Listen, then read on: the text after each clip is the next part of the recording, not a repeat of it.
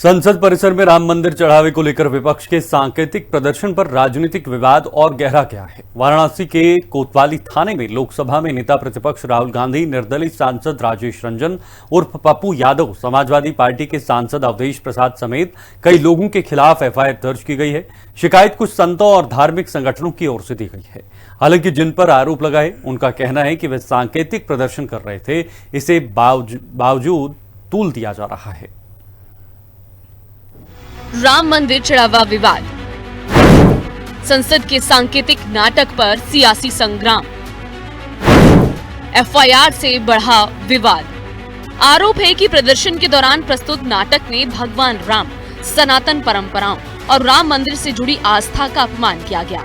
Police ने मामला दर्ज कर जांच शुरू कर दी है। अधिकारियों का कहना है कि जांच के बाद ही आरोपों की पुष्टि होगी। विपक्षी सांसदों ने दान पात्र से धन निकालकर जेब में रखने का दृश्य प्रस्तुत किया।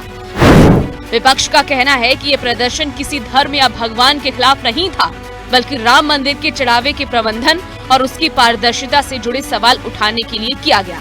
विपक्षी दलों का आरोप है कि उनकी राजनीतिक विरोध को धार्मिक रंग देकर असली मुद्दे से ध्यान भटकाने की कोशिश की जा रही है। देखिए, ऐसा है कि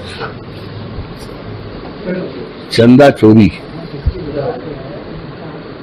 और चढ़ावा चोरी, ये पूरी तरह से देश के असंख्य करोड़ों लोग जो प्रभु श्री राम के प्रति आस्थावान हैं, जिन्होंने आकर के प्रभु श्री राम के दरबार में माथा टेका, चढ़ावा चढ़ाया और उसके चढ़ावे की चोरी, क्या डकैती, नृपेंद्र मिश्रा जी के शब्दों में डकैती हुई। डकैती शुरू में होती थी पहले, जब हम लोग पढ़ते थे कक्षा 8 और 9 में गांव में, तो 4-6 घर लूटे जाते थे। लेकिन ये तो डकैती है, देश के करोड़ों लोगों की भावनाओं के साथ डकैती हुई। इसको हमारे नेताजी ने, माननीय अखिलेश जी, हमारे राष्ट्रीय अध्यक्ष समाजवादी पार्टी के, इन्होंने इसका खुलासा किया और खुलासा किए हुए करीब आज के तारीख है 2 महीना हो रहा है, लेकिन ये सरकार इनको बचा रही है। कितना भी सरकार बचावे, लेकिन बच नहीं पाएंगे। मतलब सनातन और मंदिर के सारे पैसे को, लुटेरे को उजागर करना और उसके खिलाफ लड़ना गलत है। मंदिर की रक्षा करना गलत है। मंदिर के पैसे की रक्षा करना गलत है। देश के 100 करोड़ का जो आस्था है मंदिर के प्रति, उसकी रक्षा करना गलत है।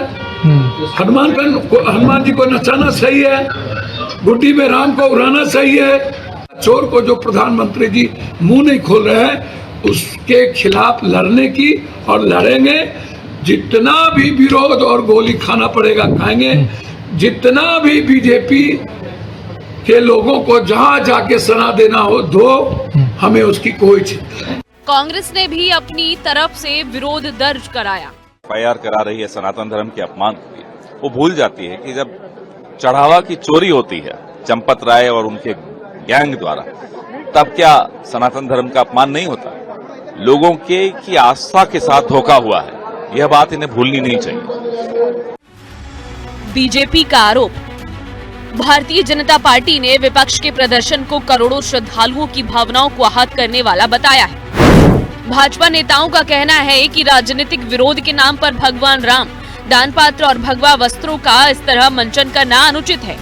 पार्टी का आरोप है कि विपक्ष ने धार्मिक प्रतीकों का इस्तेमाल कर सनातन आस्था का अपमान किया और इसके लिए जिम्मेदार लोगों के खिलाफ कानूनी कार्रवाई होनी चाहिए।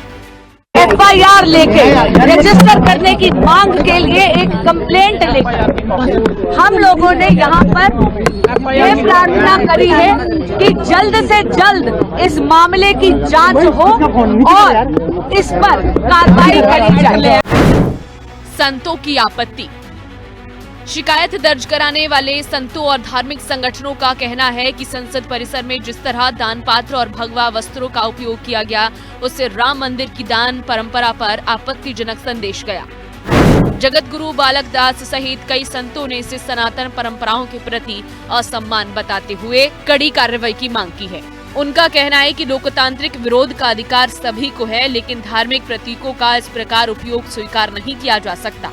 देखिए, आज पप्पू यादव के खिलाफ हमने एफआईआर दर्ज कराई है। जिस प्रकार से उन्होंने सनातन का अपमान किया है, भगवा वस्त्र का अपमान किया है, साधु संतों का अपमान किया है, उसी को लेकर के आज हमने यहाँ पर एफआईआर दर्ज कराई है। फोटो को भी नीचे पटक करके जिस प्रकार अवधेश प्रकाश चरण छू रहा है वो, तो कहीं ना कहीं से भगवान का भी अपमान किया है।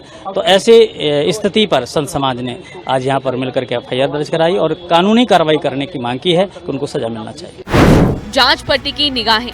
फिलहाल मामला पुलिस जांच के अधीन है। जांच के बाद ही ये स्पष्ट होगा कि प्रदर्शन में किसी कानून का उल्लंघन हुआ या नहीं। इस बीच ये विवाद राजनीतिक आरोप प्रत्यारोप से आगे बढ़कर अभिव्यक्ति की स्वतंत्रता, धार्मिक आस्था और राजनीतिक विरोध की सीमाओं पर नई बहस का विषय बन गया है। ब्यूरो रिपोर्ट, हिंदी खबर।